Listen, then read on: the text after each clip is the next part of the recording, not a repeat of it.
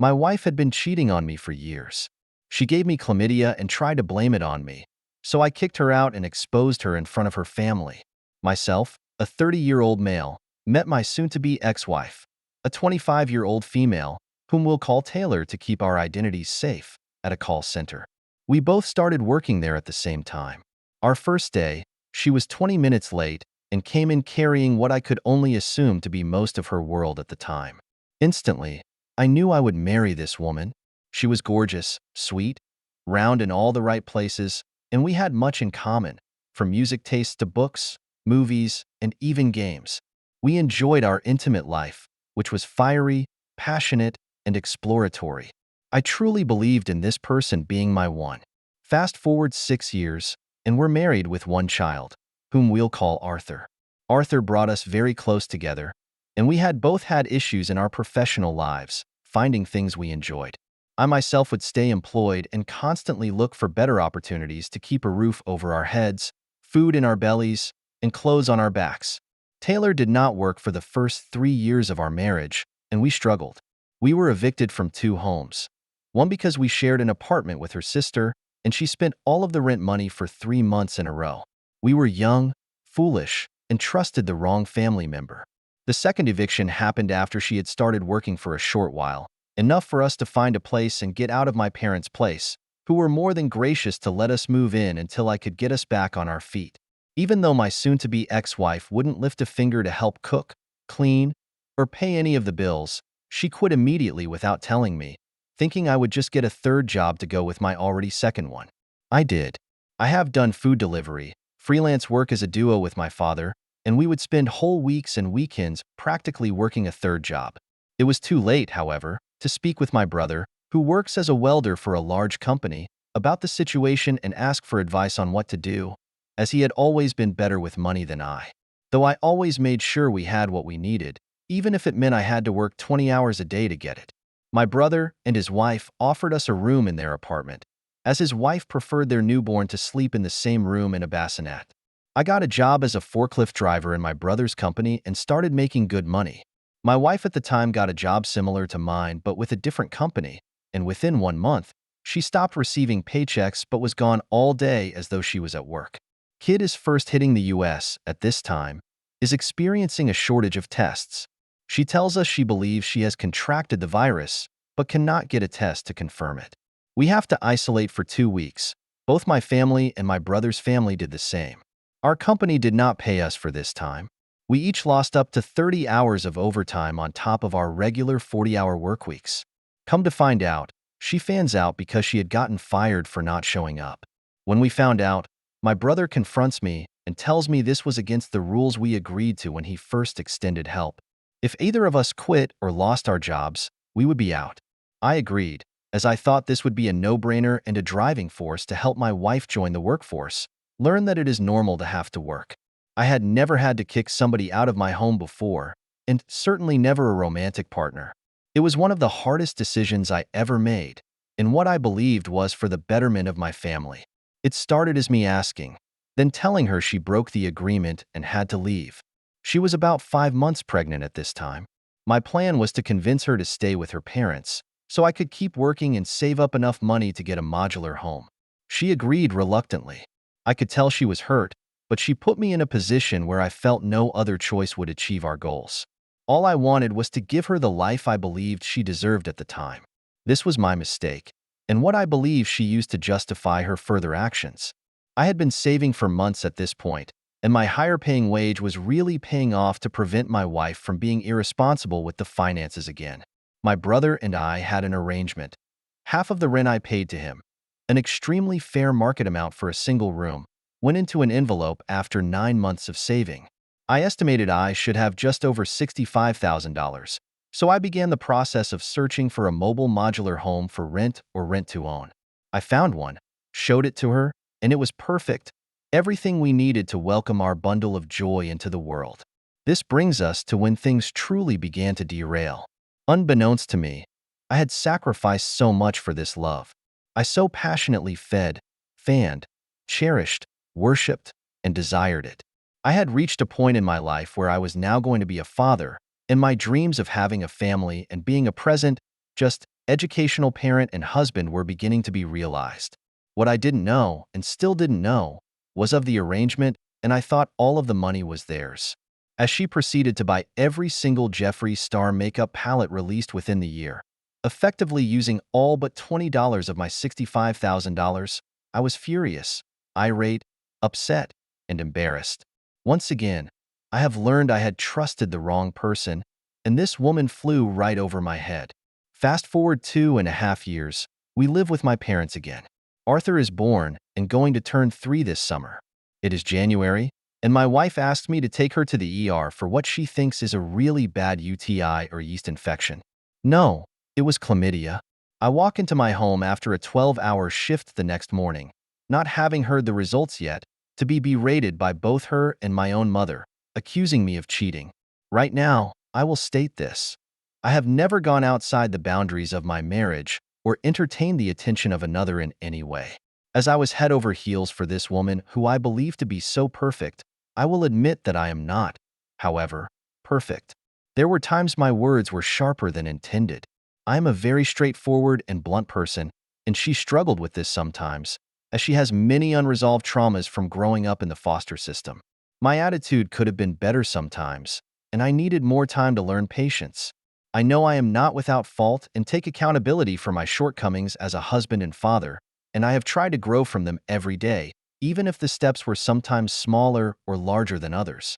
With that said, the beratement began with my mother telling me I had royally effed up, to which my wife started walking and screaming the phrase, "Who is she? Who is your?" I was completely blindsided. Never would I have imagined of all things, the clap would have come to my home. She immediately pressed us to go get tested.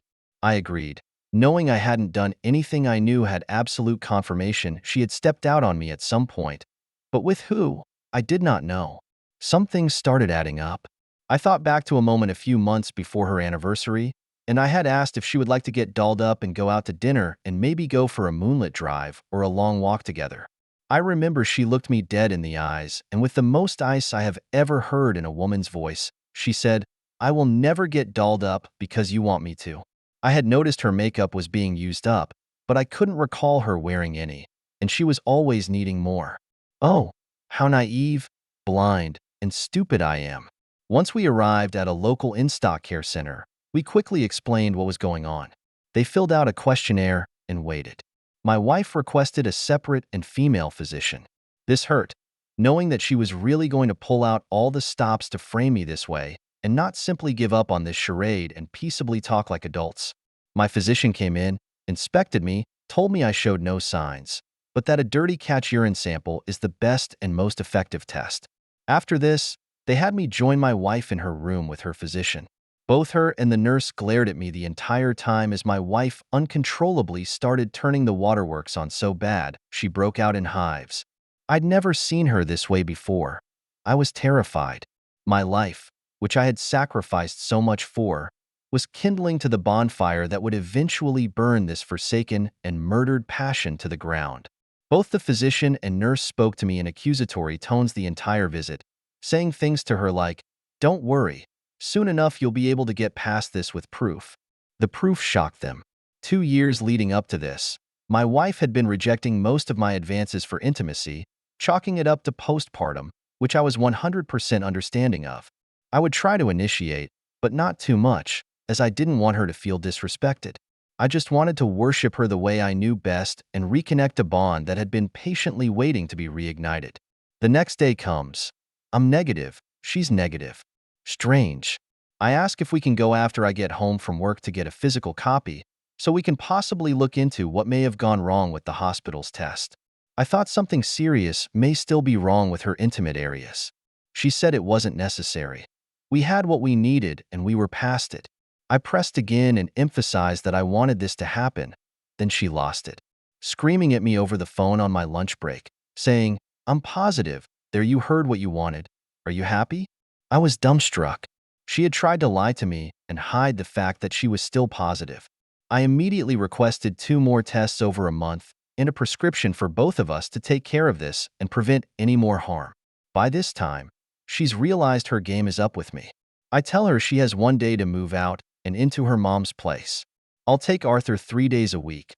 I couldn't do more as my job had me up at 4 a.m. and I wouldn't get home until 5 p.m., at least not having him overnight. I was always asking to talk to him on the phone, see if I could take him for lunch, or even give her a child-free day. We agreed on this for 1 month to see how we felt about everything, as she had not admitted to anything, no matter how hard I pressed her. In an appointment with her OBGYN, she was begging and pleading desperately for an answer to how this could have happened in a monogamous marriage. The looks of dread in the eyes of the staff when they looked at me, seeing the embarrassment they felt for me, it broke me. Still, she clings to the lie that nothing happened and she just magically contracted chlamydia. We go home, and I suggest couple therapy, hoping it may get her to open up. Maybe I thought she is worried that I might lose it when she confesses and do something horrible. This train of thought hurt deeper than any other part of this whole ordeal, but it made the most sense. I'd never been a violent man, never laid a finger on her, not even in a playful way that could be misinterpreted. And she didn't come right out and say it, but I assumed this was the most logical explanation at the time. Our therapy session comes around, and she cancels on the day of. We reschedule, and this process repeats 3 times before I decided it was time to cut my losses. I start planning in 6 months' time. If I cannot get it out of her, I will kick her out. I confide in the only friend I have, who happens to be female. She is nothing more than a friend to me. My best friend died this same year, and this girl is the mother of his children. We were all very good friends, so I would ask her for a female perspective from time to time about things. Pills my wife would choose to die on that I didn't understand, in arguments or little mannerisms I wanted to be able to communicate effectively through, so I could try to be empathetic and not narrow-minded. My wife went through my phone one night and found our conversation and blew up at me, saying I was cheating again and she couldn't trust me. I told her then she had one last chance to admit what had happened to me, or we were done for good. As all the evidence staunchly supports my claim of innocence in all of this, innocence of infidelity, that is, not of being vulnerable or weakened of heart through this painful experience. Later that night, when I pick her up from work, she tells me that when she moved into her mom and dad's, after my brother made me kick her out, she went to a friend's and he pressured her, not taking no for an answer when she wanted to leave. Please keep in mind, I do not victim blame, shame, or try to discredit anyone who has claims of us, as I was at a young age myself, but things didn't add up. This would have taken place 3 months before my son was born. In my state, when babies are born, both mom and baby must take an STI test, as well as mom during OB visits up to birth. While symptoms can lay dormant, my fiscal explained it would show up regardless. Mom and baby were clean at birth, no chlamydia, which means she lied to me again. I was devastated at this realization that still, she wanted to hide the truth. I still don't know for sure everything that happened, but for a while, I was completely broken by this. How was I not worthy, and somehow, some other person or persons were worth more after all the sacrifices I had made? Was I not in the least bit deserving of the love I had poured out in return? How could it have come to this? I felt empty, hollow, like a milkweed whose seeds had been caught by the wind and blown away. Months later, she finally confessed. She just wanted me because I would commit, give her a child, which is all she wanted from me, and then be with whatever men she wanted, knowing I would be a good father. She used me for what many men believe to be the most sacred purpose in life. I love my son, but sometimes it does hurt to know he was a token for her to gain, and then cast me aside like refuse when my usefulness to her was completed. At this point, Arthur is my top priority. I work 14-hour days to provide as a single father through 2 jobs. All my money issues are solved, and I've paid off all of my debts, aside from a couple I'm actively working on. Initially, when we separated, I wanted revenge. I installed apps to try to achieve this, and after having multiple prospects and beginning conversations, I realized this was not who I am. I am not a fling kind of person, and to me, intimacy is a bond-building sacred moment for lovers to share, no matter how vanilla or explorative. One of these ladies quickly realized she had been really engaging in our conversations. She told me she'd like to continue our conversations and maybe meet up. This actually kind of overwhelmed me. Thoughts rushed through my mind of our conversations over the last few weeks, and I realized that I didn't want to hurt anybody by rushing into something blindly with nothing but revenge on my mind. That would only make me as low as my ex. But I could tell I really wanted to try with this girl.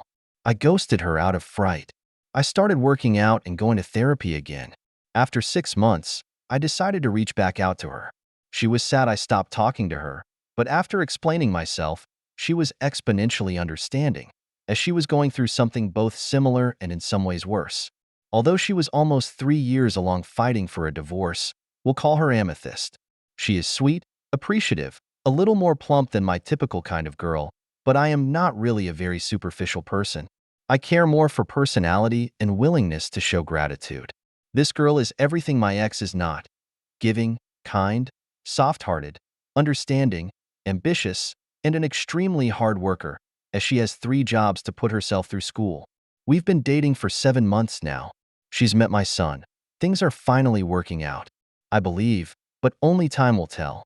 Taylor, if you see this, I hope you truly understand what you have done to me. The pieces of me I have cut away and said goodbye to will never exist within me again. And the man in the mirror I had to destroy to survive what you put me through. Some relevant comments got lost in all the reading. Did you ever find out how and when she cheated? One time or many times?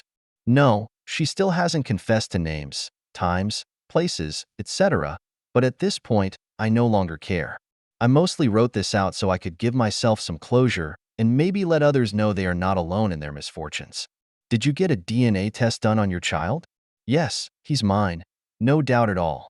I'm glad you got the DNA test done. How'd she take you getting the test done? She was actually quite taken aback and appalled at the idea. I know, like I'd have any reason not to trust her or something. WTF. I shouldn't chuckle at the situation, but surely she knows how babies are made and why you would be concerned. Did your mother apologize for falsely accusing you of cheating? She did, but not until I had brought it up at some point. Not maliciously either, just in conversation. Sorry you had to go through so much.